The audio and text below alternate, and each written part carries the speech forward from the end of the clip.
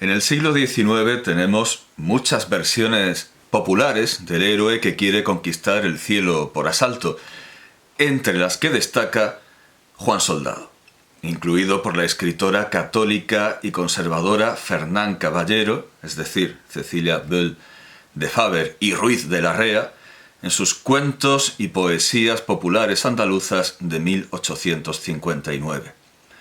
Fernando Fernán Gómez llevó el cuento a la televisión en 1973 y parecía una película anarquista, en la que todo el mundo acababa entrando en el cielo por vía de una apocatástasis consistente en destrozar el decorado que ponía puertas al campo.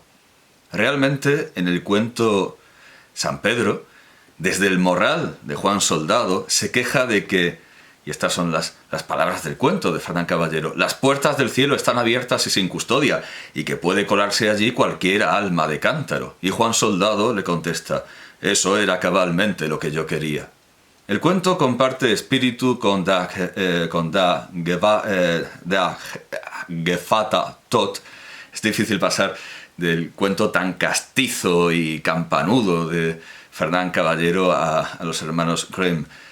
Da Gefata Tot, el 44º cuento de Kinder- und Hausmärchen de los hermanos Jacob y Wilhelm Grimm de 1812, en el que un viejo rechaza al buen Dios como padrino porque es injusto y prefiere a la muerte porque es igual para todos, aunque Fernán Caballero no presenta esa parte en su versión de la historia titulada Juan Holgado y la muerte, no Juan Soldado, sino Juan Holgado, también en los cuentos y poesías populares andaluzas de 1859. Ni Pedro Antonio de Alarcón, en El amigo de la muerte, en sus narraciones inverosímiles de 1882, aunque el cuento es de 1852. Ni la versión griega lésbica de la isla de Lesbos, recogida por Bernhard Schmidt en Griechische Märchen, Sagen und Volkslieder de 1877, en la que el padrino es Caronte. Ni la historia vienesa del Dr. Ursenbeck, en el estilo historicista y literario de la de Alarcón, recogida por Holzschabeck y Vinta. Entiendo que tiene que ser un apellido de...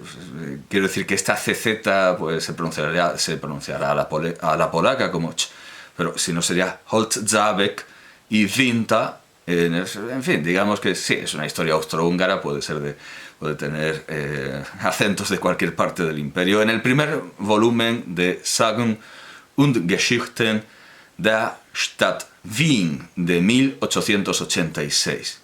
Pero sí aparece en la húngara recogida por Georg Gál en Ungarische Volksmärchen de 1857.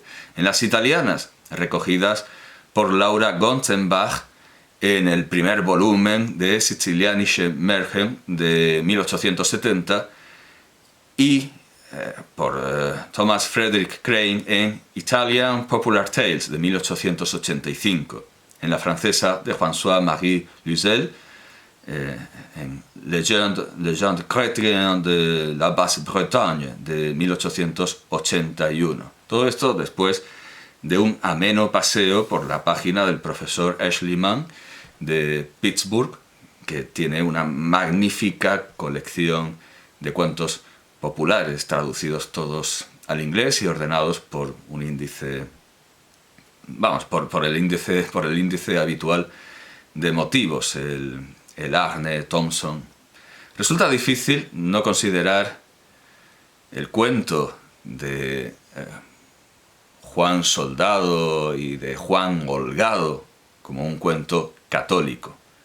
Por contra, la imagen amigable de la muerte en der müde Tod, en Deutsches Volkslied in 6 Versen, es que es el título completo, aunque en otros países se tradujo como Destino y en España como Las Tres Luces. Y esta es la película que motivó la vocación cinematográfica de Luis Buñuel. El título original alemán no es Las tres luces, sino Der müde Tod, ein deutsches Volkslied in 6 Versen. La muerte cansada, una canción popular alemana en 6 versos de Fritz Lang de 1921, pero no tiene nada de popular alemán, no tiene nada ni de popular ni de alemán, sino que se inspira en la historia de Savitri y Satyavan del Mahabharata, parecida a la tragedia con final feliz de Eurípides, Alcestis, que no recuerdo si es el ejemplo que da Aristóteles. Creo que no es el ejemplo que da, pero Aristóteles tiene que explicar que las tragedias pueden acabar bien. Y desde luego Alcestis es de las pocas tragedias que acaban bien, pero existen las tragedias que acaban bien. O sea, lo que define para los griegos que una tragedia sea una tragedia no es que acabe mal, sino que aparezcan dioses y héroes, en tanto que en la comedia aparecen proxenetas y esclavos y viejos y prostitutas. Esa es la distinción y no la moderna. Bueno, pues la tragedia de Alcestis se parece a la historia del Mahabharata que inspira La muerte cansada, al tiempo que también lo hace una experiencia muy personal de Fritz Lang al morir su madre. A su vez, no es budista el cuento El hilo de araña, Kumo no Ito, de 1918, de Ryunosuke Akutagawa, en el que Buda contempla con tristeza cómo la seda de araña con la que intentaba sacar del infierno a un pecador cuyo único gesto de bondad había sido preservar la vida de un arácnido, se rompe cuando éste aparta a otros pecadores que también quieren salvarse con ella. Está basado en la fábula de la cebolla de los hermanos Karamazov de Dostoyevsky, de 1880. Los cuentos del cristianismo ortodoxo también quieren, como el católico de Fernán Caballero, que se salven las almas de cántaro. Y si Hans Urs von Balthasar en Sponsa Verbi, la esposa del verbo, atribuye, él dejó el título en latín, Sponsa Verbi, esposa del verbo, atribuye a San Juan Berchmans, Jan Berchmans, San Juan Berchmans, haber dicho Vita communis maxima poenitentia, y Jean-Paul Sartre efectivamente dijo en A puerta cerrada, with close, de 1944, que el infierno son los otros. Alter Druyanov, en su colección de 3 volúmenes, Sefer la H no suelen pronunciarla, la H del artículo, Sefer A Bediha Ve Hachidut, en fin, hay quien pronunciaría, claro, con mucha más fuerza, Hachidut. Bueno, el libro de bromas e ingenio, de 1922, recoge este apólogo judío que muchos creen chino, con palillos en lugar de cucharas y un visitante anónimo en lugar de Rabbi Chaim Elhanan Tzadikov de Rumshishkesh, que nació en 1813 y murió en 1883. Es un predicador real, es una prédica que recuerdan de este rabino y que retraduzco a partir de Edith Pintel Ginsberg en The Angel and the Holland,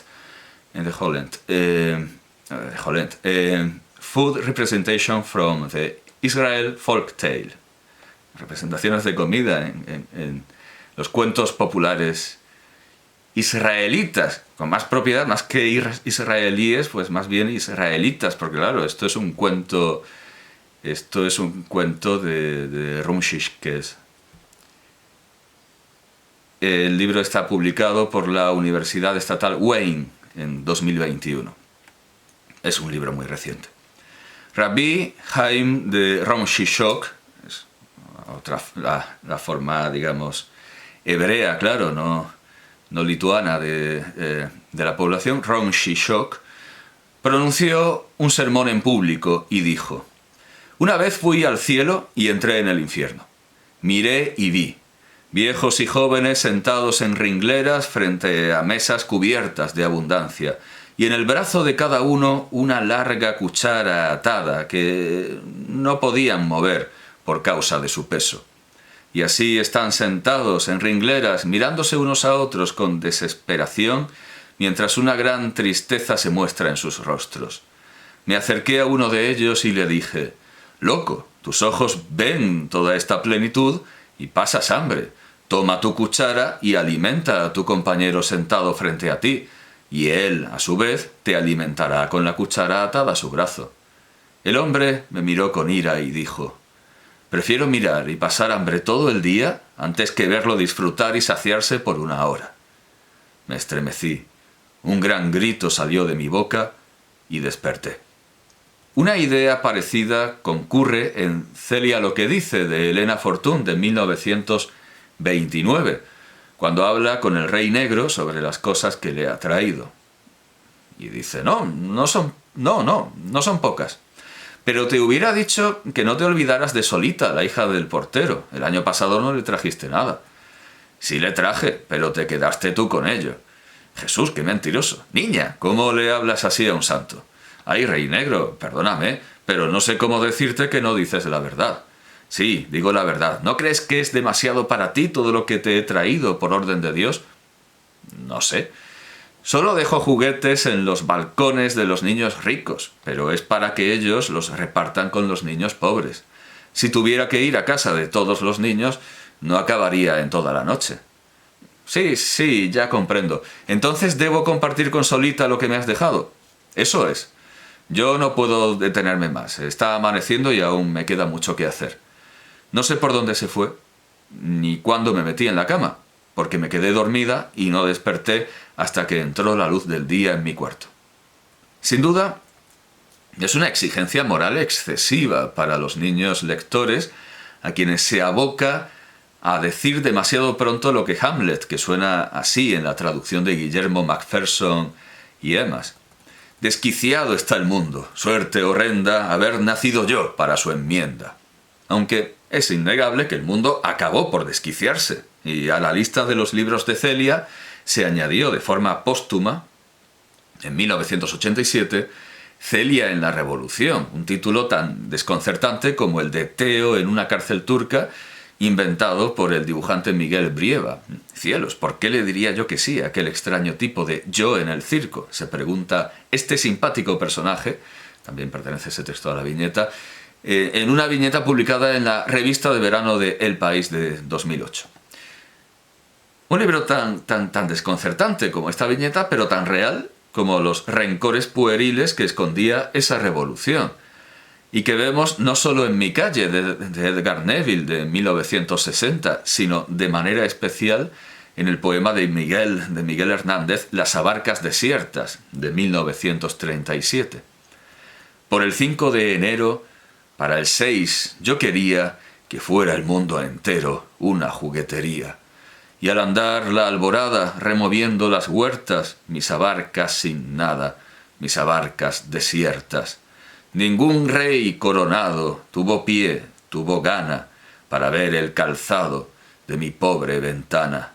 Toda gente de trono, toda gente de botas, se rió con encono de mis abarcas rotas.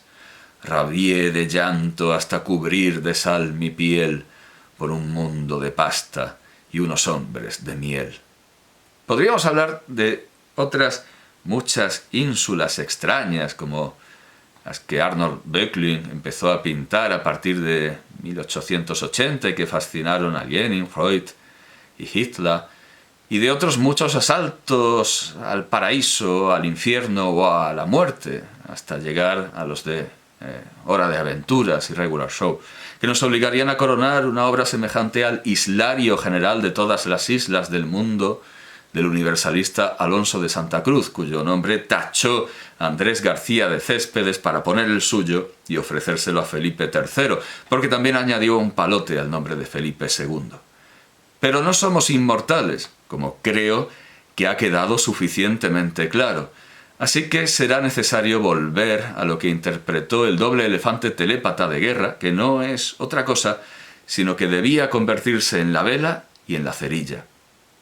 Y eso sí que es un buen koan, o un buen kan, parecido al de José María Aznar, cuando tras la muerte de Rafael Alberti reinterpretó los versos de Si mi voz muriera en tierra, sobre el corazón un ancla, y sobre el ancla una estrella, y sobre la estrella el viento, y sobre el viento una vela, diciendo que el PP era el barco y la vela y la estrella, y le faltó decir Aunque es cierto, tanto desde el punto de vista idólatra y politeísta, como del monoteísta y del budista, según el sermón de los 7 soles del Anguttara Nikaya 762, que al final el sol engullirá al barco, a la vela, a la estrella y al PP, y que habría que buscar alguna respuesta mejor para este problema que, desde luego, deja en una niñería las tribulaciones de Laura Palmer, de Simon Petrikov y Rick Sánchez, aunque este último haya aprovechado eventos similares para darse un fiestón hedonista. Ciertamente, otra respuesta ante la ineludibilidad del fin. ¿Para qué pongo palabras tan complejas y al final recito cuando estoy hecho polvo por escribirlas? Pero, decía, el regocijo hedonista de Rick Sánchez es como el del Oactli, según la historia general de las cosas de Nueva España de Fray Bernardino de Sahagún. El segundo agüero que tenían, dice, era cuando oían cantar o charrear a un ave que llaman Oactli o Oacton. Este agüero era indiferente, que a las veces pronunciaba bien y a las veces mal. Teníanle por bueno cuando contaba como... es una errata, cuando cantaba como quien ríe, porque entonces parecía que decía «Yekan, yekan», que quiere decir «buen tiempo, buen tiempo». Cuando de esta manera, bueno, entiendo que sí que contaba, porque como es un agüero, pues sí, los augurios se cuentan y no se cantan. Entiendo que no es una errata, vale, perdón. Teníanle por bueno cuando contaba como quien ríe, porque entonces parecía que decía «yekan, yekan», que quiere decir «buen tiempo, buen tiempo». Cuando de esta manera contaba, no tenían sospecha que vendría algún mal. Antes se holgaban de oírle, porque tenían que alguna buena dicha les había de suceder. Pero cuando oían a esta ave que contaba o charreaba como quien ríe, con gran risa y con alta voz, y que su risa salía de lo íntimo del pecho como quien tiene gran gozo y regocijo, entonces enmudecíanse y desmayaban. Ninguno hablaba al otro, todos iban callando y cabizbajos, porque entendían que algún mal les había de venir, o que alguno de ellos había de morir en breve, o que había de enfermar a alguno de ellos, o que les habían de captivar aquellos a cuyas tierras iban.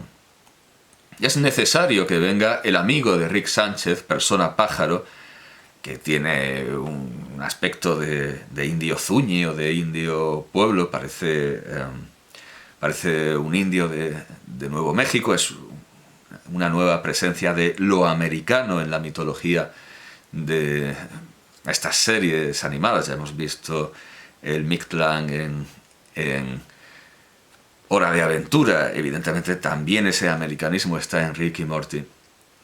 Persona pájaro es quien nos interpreta que esa voz de regocijo, wabalabadabdab, ha de ser interpretada con acierto, y esa interpretación correcta es «Sufro enormemente, por favor, ayudadme». Søren Kierkegaard abre con estas palabras los Diapsalmata de Enten Ella, el título que en su versión italiana para Bompiani, el padre Cornelio Fabro, estigmatino, es decir, de la congregación de los sagrados estigmas de nuestro Señor Jesucristo, traduce en latín como «out, out». Dice Kierkegaard: ¿qué es un poeta? Un hombre infeliz que esconde graves penas en su corazón, pero cuyos labios están conformados de tal modo que el suspiro y el grito al salir lo vuelven tintineante como una bella música. Su suerte es pareja a aquellos desgraciados que en el toro de Falaris eran atormentados a fuego lento y cuyos gritos no podían llegar al oído del tirano para turbarlo, ya que para él sonaban como una dulce música. Ahora los hombres se amontonan en torno al poeta y le dicen: Canta ya de nuevo, esto es, que nuevos sufrimientos torturen pronto tu alma y que tus labios sigan estando conformados como antes, porque los gritos nos inquietarían, pero la música es suave. Y los críticos se acercan diciendo, bien, así debe ser según las reglas de la estética. Se entiende. Un crítico se asemeja a un poeta como una gota de agua a otra gota de agua, solo que no tiene penas en el corazón ni música en los labios. Y por eso yo querría ser más porquero en Amagerbro y hacerme entender por los cerdos, que ser poeta y ser malentendido por los hombres. Cornelio Fabro yerra al suponer que Kierkegaard se acuerda del Falaris de Luciano, un ejercicio de defensa de lo indefendible en el que se sostiene que el único ejecutado en el toro fue su inventor, y por haber inventado tan cruel artificio, cuando con toda seguridad, artificio y artefacto, cuando con toda seguridad estará pensando en el canto 27º del infierno de Dante, que a su vez deriva de las Historiae Adversus Paganos de Orosio, a no ser que Kierkegaard esté aplicando directamente a los poetas y a los humoristas, como queda claro en los pensamientos posteriores, lo que Plotino y Kant aplican al filósofo, es decir, que ha de ser feliz incluso en el toro de Falaris, según la 13ª sección del 4º tratado de la primera Enéada, ya que lo que grita en el toro es solo una cosa que siente dolor, en tanto que en el sabio hay algo más, o que ha de obrar bien aunque se lo amenace con el toro de Falaris, como en Kritik der praktischen Vernunft, en Die Religion innerhalb der Grenzen der bloßen Vernunft y en Die Metaphysik der Sitten, que toman este precepto de la sátira octava de Juvenal. Cuenta esto Quevedo en su Sueño del infierno de 1608. Y volviendo los ojos a un lado, vi un hombre sentado en una silla a solas, sin fuego ni hielo, demonio, ni pena alguna, dando las más desesperadas voces que oí en el infierno y llorando el propio corazón, haciéndose pedazos a golpes y a vuelcos. Válame Dios, dije en mi alma, ¿de qué se queja este, no atormentándole nadie? Y él, cada punto, doblaba los alaridos y voces. Dime, dije yo, quien quiera que eres, ¿de qué te quejas si ninguno te molesta? Si el fuego no te arde, ni el hielo te cerca. ¡Ay!, dijo dando voces, que la mayor pena del infierno es la mía. Verdugos te parece que me faltan, triste de mí que los más crueles están entregados en mi alma. ¿No los ves?, dijo, y empezó a morder la silla y a dar vueltas al derredor y gemir. Velos, que sin piedad van midiendo a descompasadas culpas eternas penas. ¡Ay, qué terrible demonio eres, memoria del bien que pude hacer, y de los consejos que desprecié, y de los males que hice! ¡Qué representación tan continua, qué castigo tan de la mano de Dios! Déjasme tú, y sale el entendimiento con imaginaciones de que hay gloria que pude gozar, y que otros gozan, a menos costa que yo mis penas. ¡Oh, qué hermoso que pintas el cielo, entendimiento, para acabarme! Déjame un rato siquiera. Es posible que mi voluntad no ha de tener paz conmigo un punto. Ay, huésped, y qué 3 llamas invisibles y qué sayones incorpóreos me atormentan en las 3 potencias del alma. Y cuando estos se cansan, entra el gusano de la conciencia, cuya hambre en comer del alma nunca se acaba. Vesme aquí, miserable, perpetuo alimento de sus dientes. Y diciendo esto, alzó la voz y dijo: «¡Ay, en todo este desesperado palacio quien trueque sus llamas y sus verdugos a mis penas! Así, mortal, pagan los que supieron en el mundo, tuvieron letras y discurso, y fueron discretos. Ellos se son infierno y martirio de sí mismos». Un ordenador que juega al ajedrez puede memorizar, combinar y aplicar un mayor número de movimientos según su capacidad, y lo mismo le ocurre a la inteligencia humana con los remordimientos. En el primer capítulo del signo de los 4, al final algunas ediciones omiten el segundo artículo, el signo de 4, pero es el signo de los 4, of the four, de Sir Arthur Conan Doyle, de 1890, Sherlock Holmes justifica ante el Dr. Watson su consumo de cocaína con estas palabras. Bueno, de nuevo, querido YouTube, di no a las drogas, si quieres te doy el teléfono del Proyecto Hombre, lo pongo aquí, tranquilo, YouTube, aquí no estoy di no a las drogas, no, vale, ya está. Yo creo que esto se ha contextualizado lo suficiente como para que no cierren, para que no eliminen el vídeo. Lo que va a decir Sherlock Holmes es responsabilidad de Sherlock Holmes, no reproduce ni el verdadero pensamiento de Conan Doyle ni el mío. Es un personaje de ficción, querido YouTube. ¿Sabes lo que es la ficción? Pues como tus normas comunitarias, como la idea de que tus normas comunitarias las haya hecho una comunidad. Mi mente, dijo, se revela cuando se estanca. Deme problemas, deme trabajo, deme el criptograma más abstruso o el más intrincado análisis y estaré en mi más propia atmósfera. Puedo procurármela con estimulantes artificiales, pero aborrezco la oscura rutina de la existencia. Busco exaltación mental, eso es por lo que he elegido mi propia profesión particular, o más bien la he creado, porque soy el único en el mundo. Es decir, Sherlock Holmes, víctima del spleen, palabra adoptada por Baudelaire y que Kierkegaard explica en una anotación de su diario de 20 de julio de 1839 a través de las palabras de San Gregorio Magno en sus Moralia in Job sobre la acedia,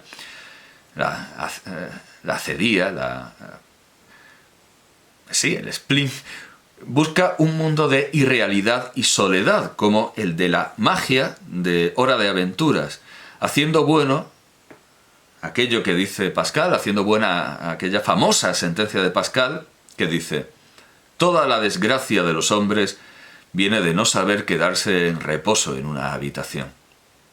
El problema de Sherlock Holmes, si tal hiciera, no sería que la máquina dejase de funcionar, sino que lo haría con los fines descritos por Quevedo, y su ejercicio mental sería idéntico al de Kierkegaard, según los Diapsálmata de Enten Eller. Cornelio Nepote, dice Kierkegaard, cuenta de un general que fue recluido en una fortaleza con una notable caballería, que hacía fustigar a los caballos todos los días, para que la demasiada inacción no les fuese demasiado nociva. Así también vivo yo estos días como un asediado, pero para que esta excesiva inactividad no me haga daño, yo lloro hasta cansarme. Kierkegaard llora y mi ordenador hace un extraño e innecesario ruido, creo que lo he acallado. Bien, los tontos toman drogas para ser más inteligentes y tener más inspiración, pero la verdad es que los inteligentes toman drogas para dejar de serlo. Sean estas las que sean. La estimulación que busca Sherlock Holmes es, en realidad, un borrado de archivos, como el de Vimo en el capítulo 28 de la 5ª temporada de Hora de Aventuras, Be More, de 2013, Be More, que todos los espectadores interpretaron correctamente como una imagen del consumo de drogas. También Gregory House, el personaje de David Shore, modelado sobre Sherlock Holmes, busca un borrado de archivos dolorosos, físicos y psíquicos, con bicodina, sarcasmos, prostitutas, monstruocamiones, culebrones y una amplia gama de aficiones vulgares e intrascendentes, y no pocas veces se enfrenta a pacientes que también hacen lo posible por luchar contra su inteligencia superior, por luchar contra ella, por intentar erradicarla.